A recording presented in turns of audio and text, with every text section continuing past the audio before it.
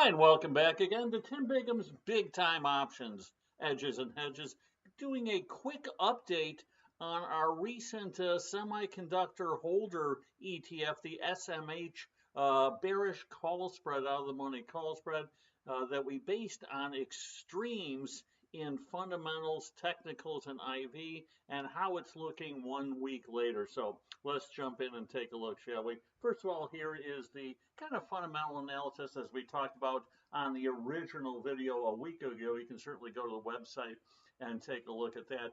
But took off the biggest 6 components of the SMH because it really doesn't have a for sure, if you will, way to kind of gauge the overall SMH kind of valuation multiples, but certainly taking the top 6 that comprise well over 50% of the ETF can get you very close to home. So here you can see, here is a week ago, last Friday, or a week ago Friday to this past Friday, right? You can see NVIDIA price to sales starting to soften, came down pretty sharply there.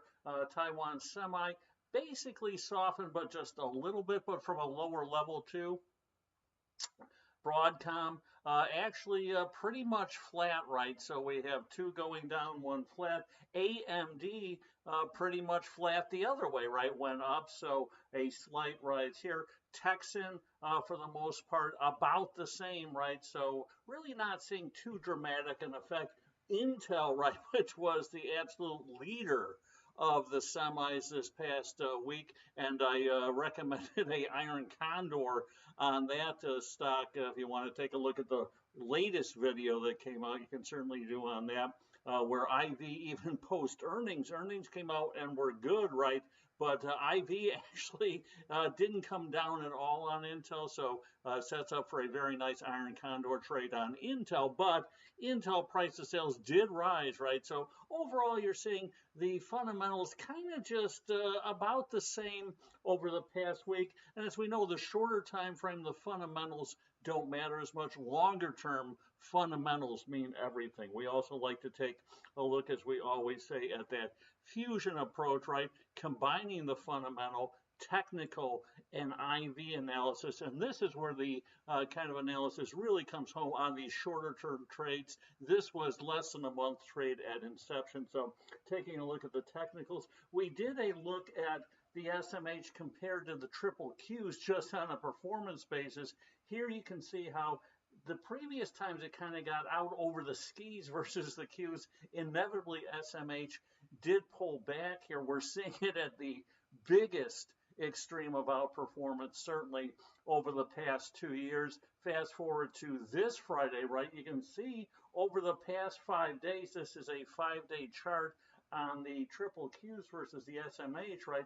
SMH now the underperformer, as we kind of expected, by about 1%, a little bit less than that, 0.9%, right, or 90 bips. So you can see that finally the semis are losing a little luster compared to the overall NASDAQ. And remember, they comprise a big part of the QQQ. NVIDIA is by far the biggest weighting in both of those. So certainly we're seeing that sort of, if you will, technical combined with a little bit of just price action start to close, which is all we need. We don't need the SMH to actually pull back just to stop rocketing higher, was the premise on our trade, that it was getting a little bit overdone to the upside. Certainly on the IV front as well. And we'll take a look at that in a second. Here's the traditional technical analysis. Here's where we kind of put the trade on, right, going back to late April, right, the 27th, right. You can see that SMH kind of closed right near the highs here, right, and has now since weakened on a technical basis. We saw it going over 90 on a 9-day RSI, which is rare indeed. Briefly did that back here, which marked a short-term top, right? MACD also at an extreme, finally starting to soften, right? Bollinger percent B got to an extreme, finally starting to soften.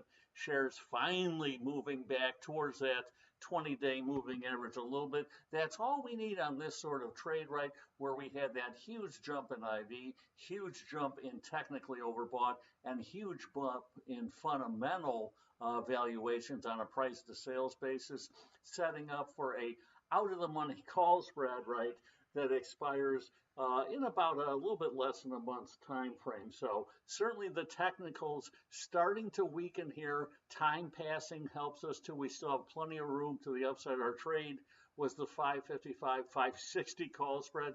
So we have another 10% or so upside over the next couple weeks now that we can have the SMH, which has already rocketed higher, right, from a little over a month ago, right, till now. Continue to go up at this pace might be difficult. That was the premise of the conclusion. Take advantage of high IV, overbought technicals, and overvalued fundamentals. And speaking of high IV, that's our final component, and maybe the biggest one. Here was the day of the trade, right? Going back, you can see we noticed that the SMH now approaching the highest level over the past year. This was the March lows, right, which normally see a spike in IV on the lows, not the highs, but because of massive call buying especially, the IV had exploded on the SMH. Here it was from a week ago Thursday to a week ago Friday, right, that huge run up in IV. Right here you can see again that from 20 days prior near the market lows, IV was back at the same level, and especially on the call side, calls went up 4 vol points, puts went down 4 vol points. So we're seeing now the calls trading at a big premium, right, almost to the puts, right, whereas before it was at a deep discount. So that thing had narrowed dramatically. The calls going up, puts going down, favoring again, selling out of the money call spreads.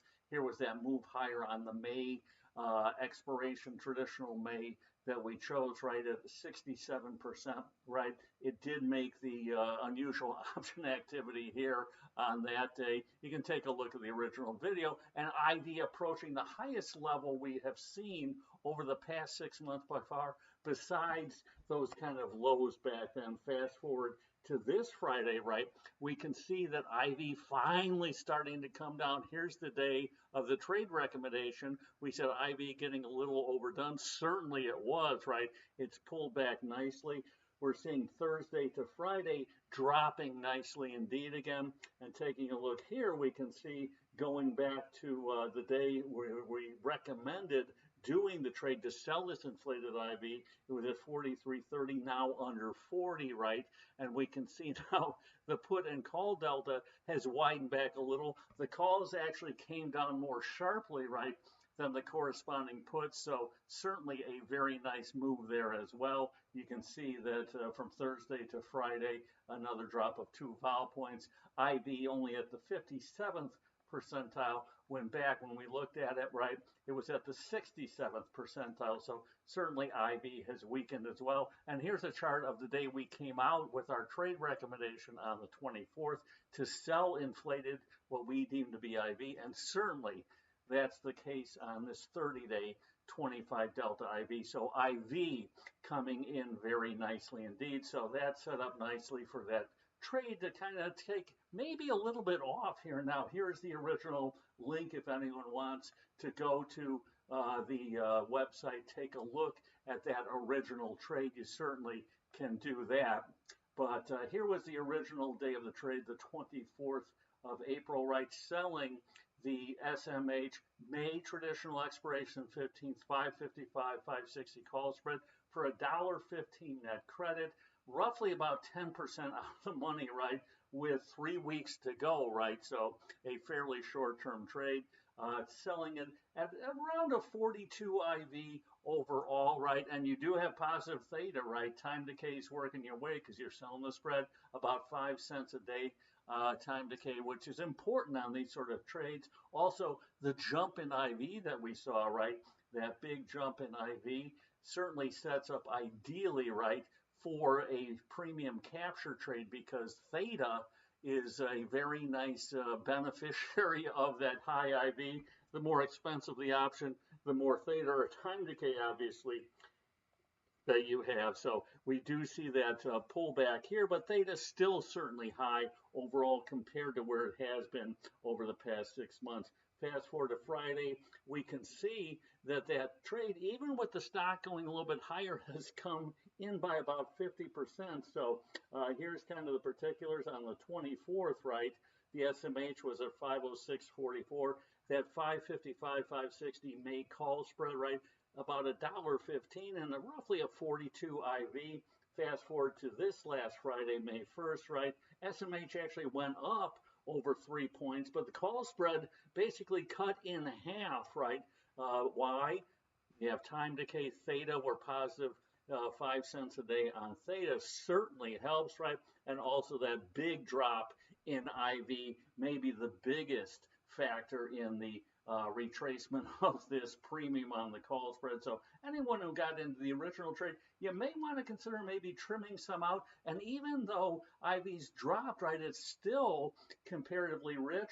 You may want to look to put on a further dated call spread, again, getting about 10% out of the money just on the premise that IV is still comparatively high, not at that extreme like we said, right? That valuation's still comparatively high, and technicals, even though they're soft, still comparatively overbought. So certainly the SMH may continue to head higher here, but I think the pace of the move higher will certainly have to slow given the rip higher we saw up until last week. So until next time, as always, here's to good trading. Take care.